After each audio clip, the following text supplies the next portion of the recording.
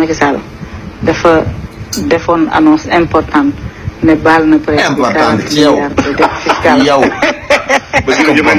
déedéet ne baal mais président bu jëloon disposition yëpp jël décret bi Bassirou ba jox ko ministère des finances xaaral rek ba ñu effacé affaire bi Bassirou Diomaye bu ñëwee mënu ci dara démb dama toog 20 heures sama collaboratrice bi yónni ma benn lettre tuuti ma am tuuti ma xam man nag bëgg naa xam Macky Sall décision boobu mu def décision boobu mu jël c'est illégal. lépp légal la presse c'est un secteur prioritaire. non waxuma loolu c'est un secteur prioritaire, c'est un secteur à protéger. c'est une partie des pères du côté électoral sénégalais. en tout cas daal ma terminer annonce bi ñu xam en tout cas daal impôts yi jàpp nañu ne le décret n'a pas été pris et donc li Macky Sall ne woon ne da koo baale yëpp dinañ ko topp nit ñi.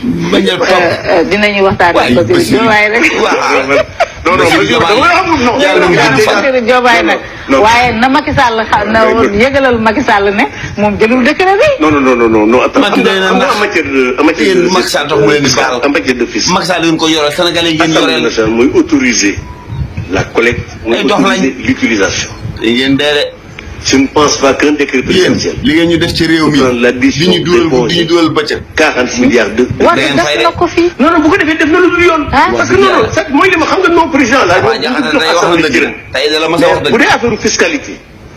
assemblée nationale mooy déterminer. fiscal ko koy baale.